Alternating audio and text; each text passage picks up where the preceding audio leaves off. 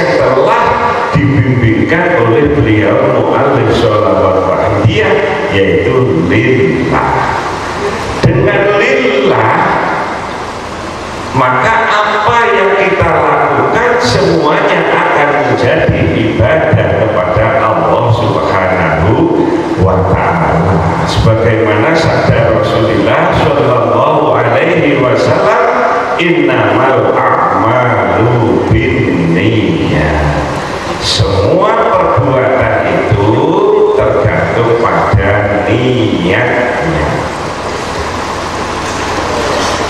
Menurut Imam Hanafi, semua amal itu diberi pahala sebagaimana niatnya. Menurut Imam Syafi'i, amal itu sah tidak tergantung niatnya. Termasuk di situ kita semuanya bekerja. Kula panjenengan sedaya kerja. Ketorone kelihatannya kerja kita itu adalah kepentingan dunia kita, kelihatannya. Tapi kalau kerja kita itu kita niati lillah, mengabdikan diri kepada Allah Subhanahu wa ta'ala, maka kerja kita itu menjadi ibadah. Kalau panjenengan jagongan, kelihatannya itu jagongan. Tapi kalau jagongan kita niati ibadah karena bersilaturahim, memuliakan teman dan saudara, maka jagongan kita menjadi ibadah.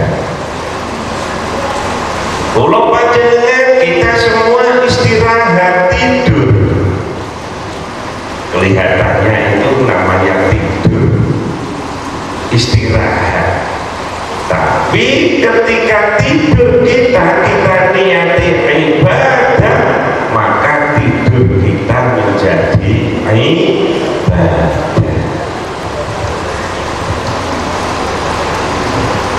Nah, ibadah yang karena niat kita inilah ibadah yang baik. Karena itu ibadah jasmaniyah qalbiyah.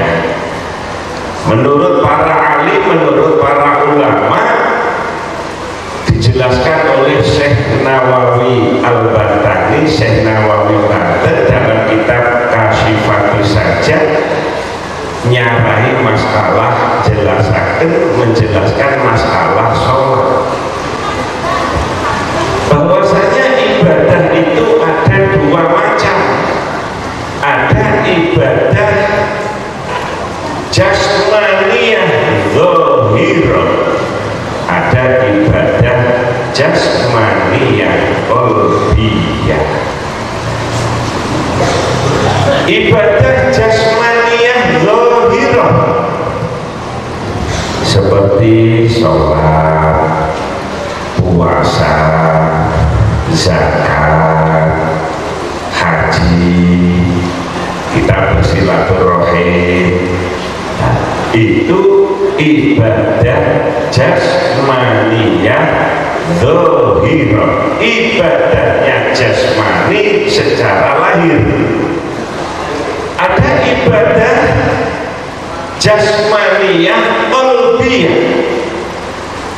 Ibadah jasmaniyah qalbiyah ini lebih mulia daripada ibadah jasmaniyah zahirah.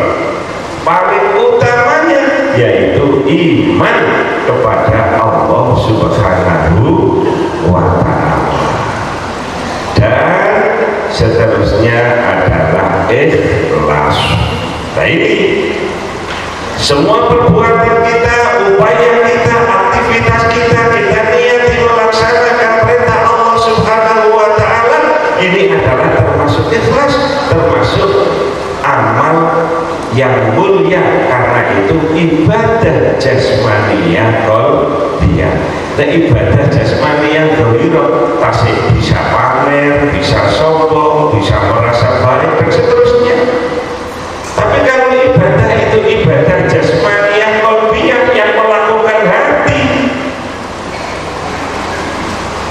mau sombong kepada siapa, mau pamer kepada siapa, itu perbuatan hati, tidak ada yang tahu kecuali Allah dan yang melakukan.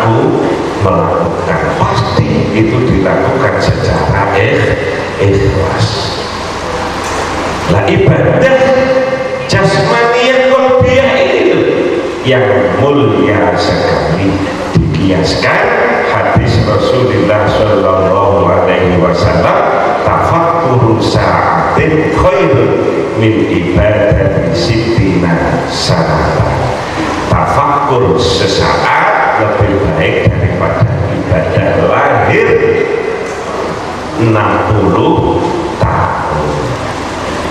Karena tafakkur itu termasuk ibadah jasmaniyah qalbiyah.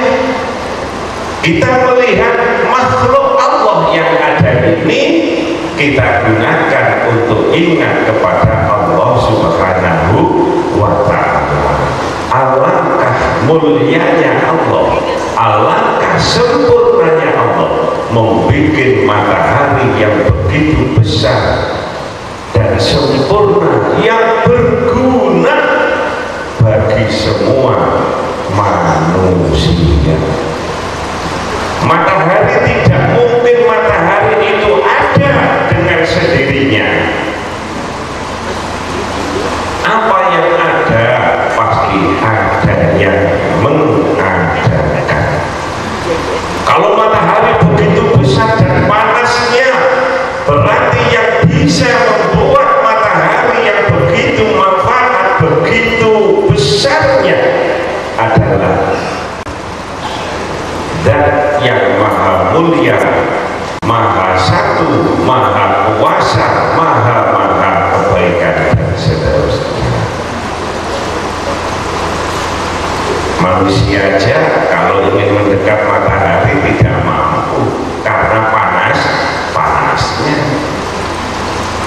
apalagi membuat, ya, tidak mungkin. Siapa yang bisa membuat itu? Tidak ada lagi, adalah Allah yang Maha Esa, Maha Satu dan Maha Kuasa. Kalau tidak satu, pasti nanti akan jor-joran, akan merusak satu buatan yang lainnya. Kalau tidak Maha Kuasa, tidak akan mampu menciptakan sesuatu yang begitu mulianya, menciptakan bulan, menciptakan dunia, menciptakan manusia yang bisa berjalan, yang bisa merasakan, bisa tertawa, bisa menangis loh. Kalau tidak sempurna yang membuat, tidak bisa. Maka itulah ciptaan Allah Subhanahu wa Ta'ala. Kita tahu kalau yang membuat semuanya adalah Allah yang Maha Satu, yang Maha Kuasa, karena syafaat, karena jasa beliau Rasulullah Shallallahu Alaihi Wasallam. Kalau tidak ada Rasulullah, mungkin kita mengatakan yang bikin srengenge itu siapa, yang bikin matahari itu siapa, yang bikin rembulan, bikin dunia, bikin kita ini siapa? Kita tidak akan tahu, tidak bisa membayangkan siapa yang bisa bikin itu. Dengan Rasulullah diutus untuk kita semua, maka kita diberitahu yang membuat segala-galanya tadi adalah Allah Subhanahu wa Ta'ala, yang Maha Satu, Maha Kuasa. Nah ini, sehingga perbuatan kita yang kelihatannya dunia dengan niatnya lillah, maka semua menjadi perbuatan akhirat. Alangkah bahagia dan mulia kita melakukan sesuatu yang kelihatannya itu perbuatan dunia, tapi besok di yaumil kiamat oleh Allah Subhanahu wa Ta'ala akan pahala yang semulia-mulianya karena itu perbuatan ibadah, perbuatan akhir. Maka kita dibimbing, kita diajak bersama untuk bermujahadah dengan membaca sholawat. Allahumma ya wahidu ya ahad, seterusnya. Itu sholawatnya. Lillah billah li rasul bi rasul, mujahadahnya. Rasulullah dawuh likulli syai'in toharatun wa huslun wa toharatu qulubil mu'minina anis shodai as-sholatu alayya. Semuanya itu ada alat pembersih dan alat pencucinya. Adapun alat pembersih dan alat pencuci hati dari kotoran-kotoran hati akibat berbuat maksiat, bersolawat kepada Rasulullah Shallallahu Alaihi Wasallam. Sehingga dengan kita bersolawat kepada Rasulullah Shallallahu Alaihi Wasallam, oleh Allah kita diberi hati yang jernih, maka kita akan bisa melaksanakan dengan baik ibadah-ibadah qalbiyah yang nilainya sangat besar sekali. Para alim, para ulama dalam kitab Takribul Usul itu didawuhkan dzarratun min a'malil qalbi khairun min amsalil jibali min a'malil jawarih. Dzarratun, ulama dulu mengartikan sak semut budak, karena zaman dulu belum populer kata-kata atom.